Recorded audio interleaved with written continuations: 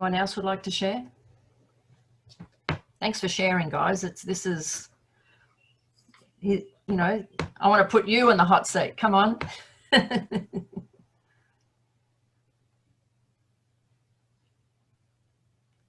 Francesco, do you want to say something? Actually, now that you called on me, I will. Because Janie brought up something. I was in the group with Dahlia and Janie actually brought up a really good point. And I think we could probably all relate to this.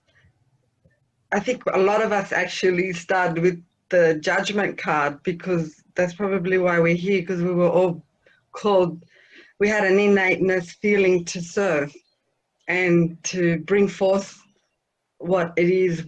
And a lot of us are in the dark. We don't know what, but we know we want to help people. So I think the judgment calls us, and then we start with the High Priestess and go, okay, where do we go? Like, we study this, we study that, we dabble in this, we dabble in that, the healing arts, whatever it is. And then we do the justice, and then the judge, and then we come back full circle to the judgment. But I think it's so cool what you said, Janie. It's the judgment card that brings us out and calls us, and then we do that full circle. So yeah. Beautiful. Yeah, spirit will always bring something. I mean, look at all of us involved with tarot, but my tarot experience is different to yours, to Cheryl's, to Anne's, to Sarah's, to to Dawn's. Like, everyone has a different path with it all. So just keep going. It'll be presented to you. Don't worry. Yeah. I'm still feeling that one out. Yeah. Cool. But thank you. It's been wonderful. The part is the best part of the journey. I remember when I used to teach my Taekwondo kids, when you went from the white belt to the yellow belt to the orange belt, you're, actually training the white belts was the most dangerous, because they were so uncoordinated. You could get a fist in the head, or a kick in the back. It's because when you're a black belt, you've got more control. But it's through those coloured belt level stages that you start to form your style comes out. They're the most powerful times, I reckon. When you're black belt, you're like, it's just a matter of choreographing something. Like today, when I was asked to present today, I didn't know what I was going to talk about, but it sort of dumped on me. Oh, High Priestess, Justice, Judgment. Okay, what about these 3 cards? Well, how they play out in my life, and also in your life. It sort of gets dumped on you. It's out there, and it gets presented. So you trust, and you follow it. So yes, definitely get called. Spirit's always calling us to, do higher purpose work. But you've got to fight the ego, and not only the ego, you've got the inner critic in there and the patriarchal voice all telling you how it should be and what you should be doing. You've got to fight yourself more so than fighting others out there. So it's a battle every day. But meditation or tarot, for me, this learning, this is what helps me.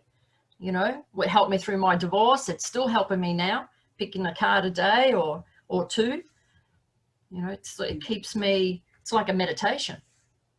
It keeps me focused, keeps me learning, keeps me exploring. And everyone's got a different view on it, which is, I love to hear what other people's experiences are. So thanks, Francesca. Anyone else has an experience? Thank you. Thank you.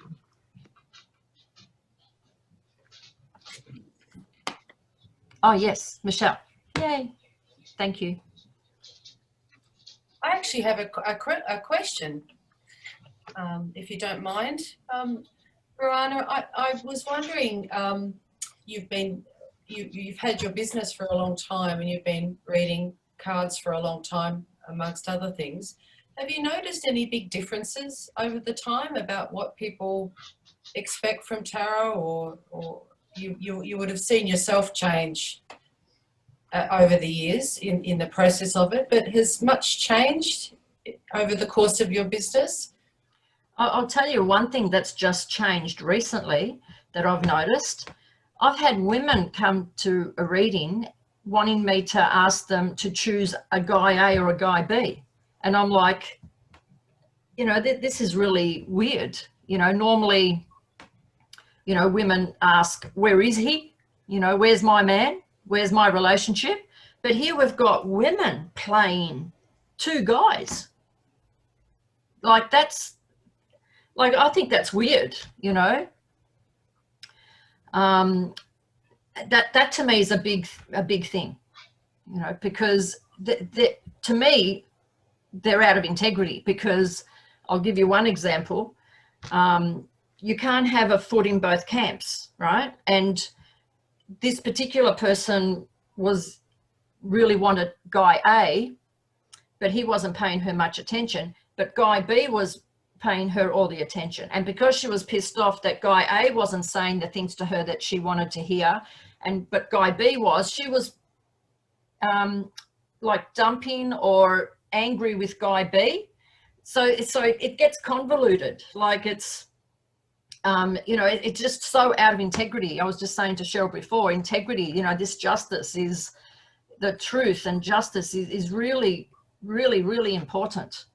You know, having that, you know, and so women now are like, are the players. How's that? So that's one thing I've noticed.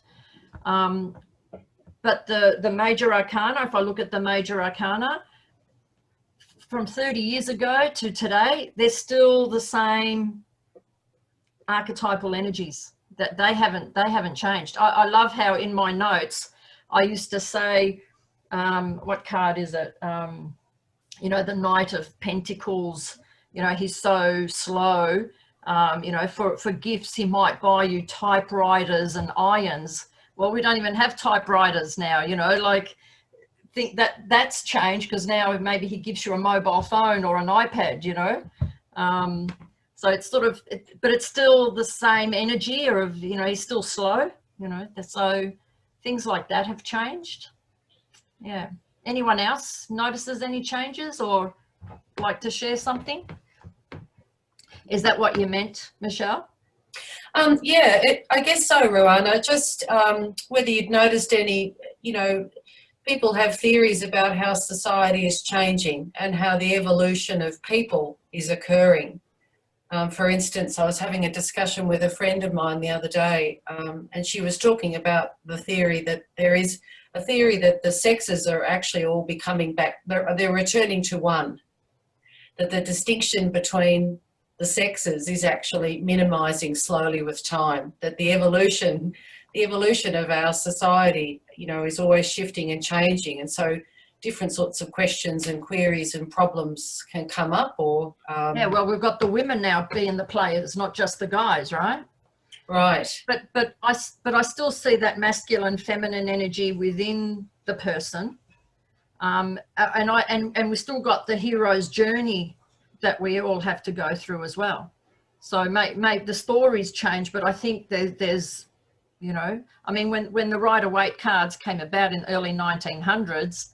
You know, wearing red shoes was, you know, out there, where today, you know, everyone's got a pair of red shoes. So, you know, I still think there's some things that evolve or change, but I think overall that hero's journey, or that whatever that journey is for you is still there. Is still basis. I think, you know, the major arcana, they're milestones, and to truly get that world success, you know, you have to accept your shadow side. You have to die to something, to the old you. You have to, you know, have that integrity, build that strong foundation. Otherwise, the tower is going to strike. Yeah, there's still a pathway there. I feel it's a recipe. You know, it's like when you make a cake. If you don't get the right ingredients in and have the right pan in the right oven, it's just not going to work.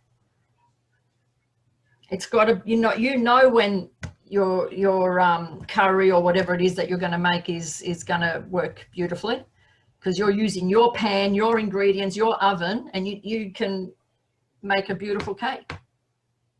But if Ruana, I think that everyone here is so grateful for your presentation today. Can I put it this way? We're so pleased that you heard the call. You told us about your journey through the Major Arcana, and I'm sure you've inspired everyone to go on the journey and discover their purpose. And so your talk today has been very inspirational for everyone, I'm sure. And it is interesting that the Tarot Guild has now had last month's meeting and this month's meeting, both being about the journey through the Major Arcana. And I'm noticing amongst everyone today a huge interest in that journey. So if you'd like to go back to the roots of where that journey first began, you need to read Joseph Campbell, A Hero with 1,000 Faces, because then you'll understand what that journey was initially about. And he does it so well in that book. So if you're really interested, you know, get a copy of that. And he takes us back to primitive times and describes how the journey was done then. And of course, it's now progressed into different experiences for us in this day and age. So once again, thanks to you. And I'm sure everyone can turn their, Cheryl can all unmute us all so we can all give you lots of claps. Yay, thank you. Thanks. Yay. And I see you too, Dawn. Thank Unmuted myself. Yes, I'm here myself. Thank you, gentlemen. Thanks, Rana. Thank you, Rana. Bye. Bye. Thank you. Bye. Bye, everyone. Bye. Bye.